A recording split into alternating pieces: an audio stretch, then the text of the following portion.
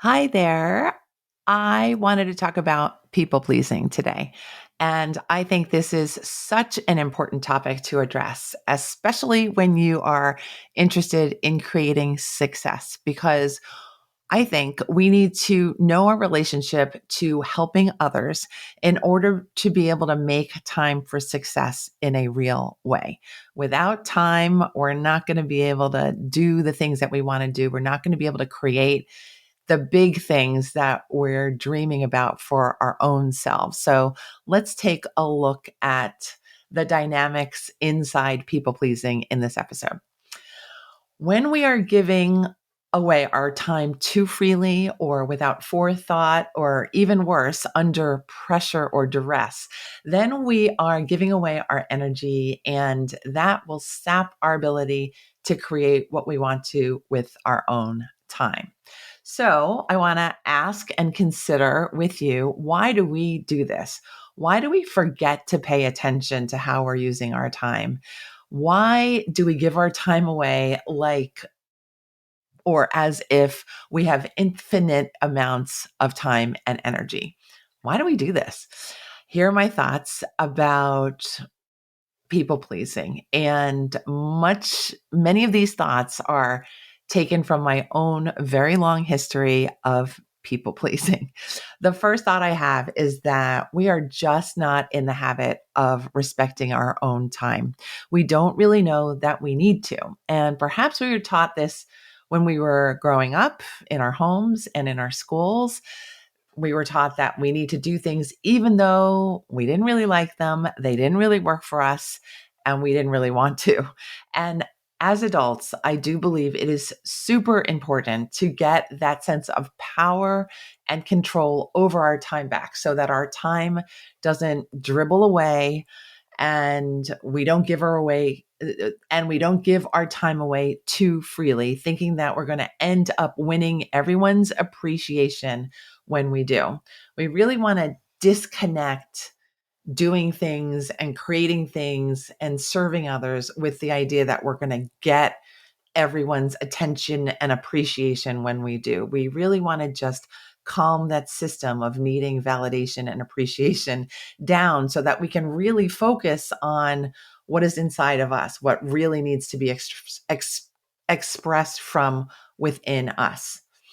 And the good news is, what really ends up happening when you start to pay attention to what you need to do and your own time is that people end up truly appreciating you and respecting your time needs and want to help you out too. They start focusing on you, which is a nice thing.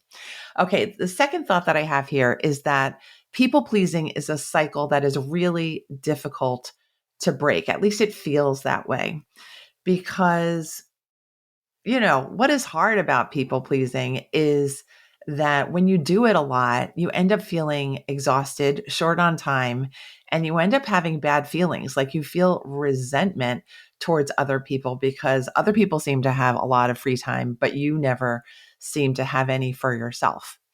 So if you are feeling like you can never get on top of your own stuff, you can never be on time for meetings or projects because you're helping everyone else, I want you to stop and take a look at this, because you're probably going to end up feeling like you need to apologize to people, you owe people things, and that might spur you into feeling like you owe people more of your time or more of your effort. And there you have it. That's that vicious cycle that you're caught in. And you might even end up feeling like you need to be sad because how can we feel good if we're not doing what we said we would and our time is all given away already?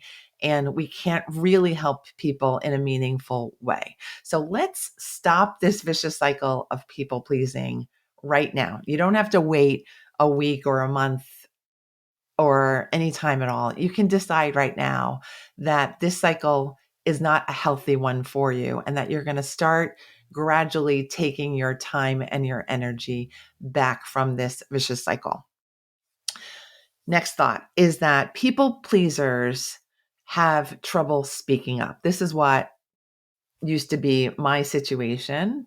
having difficulty noting when I was too tired, when I was too stressed, when I was too overbooked to commit to something. I just never really had the wherewithal communication wise to speak up. And I think I am not alone in having that area of lack.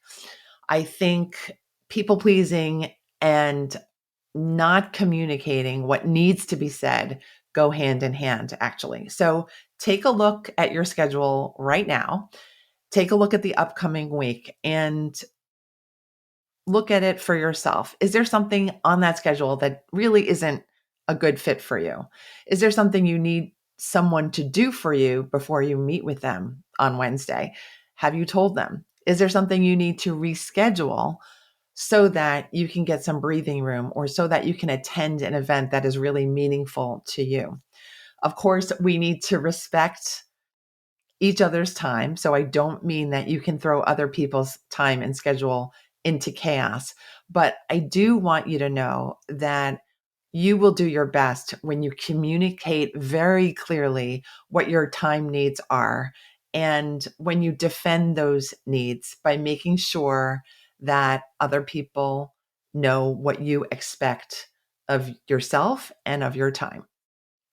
Let's just all respect each other's time. I think that's a great goal to have.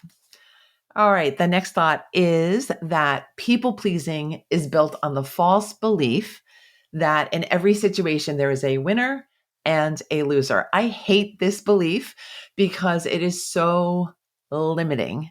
When relationships are good, and we've all been in some type of good relationship, and I hope you are in the present moment. But when we are in good relationships, we know in our hearts that everyone gets to benefit, everyone gets to thrive, everyone gets to feel good and happy, and everyone gets to grow. Trust is there. Trust is core in that good relationship. Trust is reinforced when relationships are good and they proceed.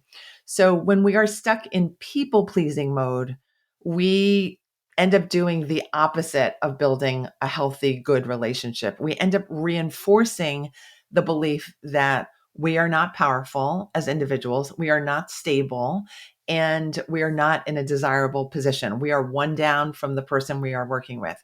We are 2 or 3 notches down in comparison to our boss or to our neighbor. And who really wants to be stuck in relationships where you consistently feel like you are less than the other person you are working with? So let's get out of that false belief system. You are just as good, just as worthy, just as powerful and beautiful as anyone else you will come across. So let's start acting that way. All right. And now we're going to move on. I have 2 more thoughts here that people pleasing goes on and on because we've been convinced somehow, somewhere that we shouldn't rely on our intuition or our gut to choose our next steps, that we have to look around to see where we can be of service and where we can spend our energy instead of checking in with ourselves to think, is this really going to work out? What would be the best way for me to contribute? So checking in with your core needs, your core curiosity, your core intuition before acting. And I think when we rely on people pleasing to figure out what we should do next, sometimes that feels safer. It feels like, at least I'm helping someone out. At least somebody's going to think I'm a pleasant person. But of course, in the end, we end up kind of feeling like we're not really paying attention to our real goals. We are feeling more like our energy is spread all over town instead of consolidated and strong within ourselves. The final thought I have about why people pleasing is so sticky is that when we spend a lot of time and energy people pleasing, we never really get to see what we are really capable of. We never embody our full power. And this entire podcast is geared towards getting you to occupy and to be aware of your full power. When you people please and search for validation outside of yourself constantly, you will drain your energy and you will then drain your power. And then you won't have anything left for when you need that inner strength and that power, whether it's creativity, whether it's negotiation, whether it is surviving some sort of major stress or loss. We need our core strength to be full at all times. So let's nurture our strength by chilling out on that people pleasing and coming back to ourselves. Now, I would like to take our attention and focus on what steps you can take. I've given you a few, but what more can you do when you feel like you really want to cut out the people pleasing part of your identity? And I want to start by saying the good news is when you start to make decisions in a more aligned way, when you start to tell people what you can and can't do honestly, things start to work out much better and you're able to really help people at a higher level. So, isn't that ironic that when you focus more on yourself, you can actually be more powerful, a helping agent to other people? You will feel more engaged in your work because your energy is consolidated, and you will not be resenting the work that you're putting out in the world. And that is super huge, super important. Okay. So now I have a short list of things that you can do. First, you can tell yourself this statement or these two statements. I will be able to face anything that comes my way at a high level and with confidence. I will focus on my own powerfulness and the possibilities that I can imagine in order to create the good outcomes in the world that I seek. I'm going to repeat that. I will be able to face anything that comes my way at a high level and with confidence. I will focus on my own powerfulness and the possibilities that I can imagine in order to create the good outcomes in the world that I seek. Basically, by telling yourself these kinds of affirming statements, you remind yourself that you're not working from a place of deprivation or of need. You're working from a space of power and clarity and openness to the good things that are out there for you that you can create and that you can connect with. So get yourself in a positive frame of mind. The second thing that you can do is you can get your mind out of the fear state. Instead of thinking of what could go wrong, A, B, C, D, and E, you can just clear your mind, focus more on yourself, and decide that things can only get better because you're focused on yourself and because you're clear. All right, next step, start to see yourself at a level that is equal to that of the people that you once thought you needed to please. Until you perceive yourself as an equal to other people will not know they need to treat you as an equal. It just works like that. I can't really explain the dynamics that are at work there, but when you elevate yourself to the energy level of peer, of equal, as solid whole person, then it makes sense that any solid whole person that you would come into contact with would feel like there's a match, that you could connect, that you can communicate with each other without complication, and that you can collaborate and get a lot of stuff done. So see yourself as someone who deserves respect and go from there. Next step, communicate clearly about the limits and the boundaries that you feel that you have. As soon as you tell other people what your limits and boundaries are, what you will do, what you won't do, what you can do, and what you can't do, it will then be much easier for you to carry on within that relationship. If the other person ends up violating any limits or boundaries that you have set, you now have the knowledge that you already made yourself clear. And all you have to do is back that up then. It's just much easier to stay centered and strong inside the relationship. You no longer have to shrink yourself to make everything harmonious or to make everything feel just right for the other person. You can both have things feel just right. Next step is you need to start acting boldly and confidently. Your energy and creativity are free now that you've stopped people pleasing so much. So let yourself show up in the world. Let yourself create what you need to for the world. Drop the perfectionism and the people pleasing and decide, what are you going to do with all this good spirit, all of your good mojo, all of your good stuff?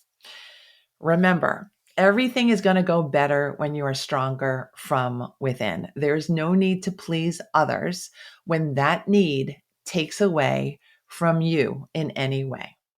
Remember, there is no need to please others when that need takes away from you in any way.